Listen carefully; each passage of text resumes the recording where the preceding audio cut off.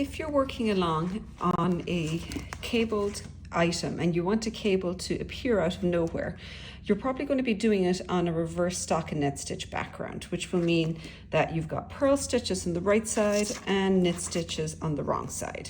So to make it appear out of nowhere, you're actually going to want to do a knit increase on the right side and some purl increases on the wrong side, because generally it's a bit much increasing it all in one go.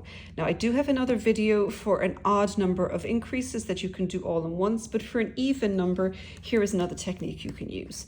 So you can do a make two here on this row. So I'm going to lift this strand up from behind and I'll knit into the front of it to twist it closed, and then turn around and knit into the back of it. So that is going to make two stitches, knit stitches, and then I'll go back and purl up here. You do want to snug this up to keep it as tight as possible. Now, when I come along on the next row, what I'm going to do, because if I want 4 stitches here, is I'll do another increase here and another increase on each side. But because they're on the wrong side, these ones are going to be make one piece. So I'll come back to that when I'm over on the other side.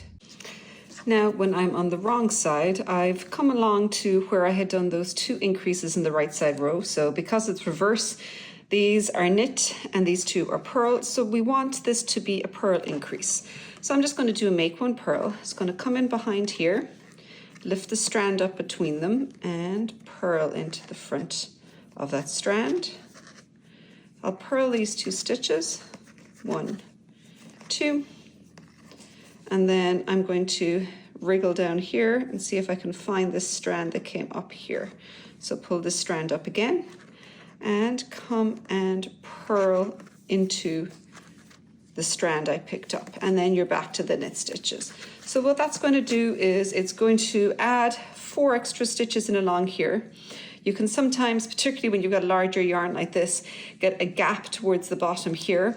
What I do find though is because this is for a cable and these stitches are immediately going to begin to cross over, that tends to pull this closed as you cross them, so it's much less of a problem as you start working onwards.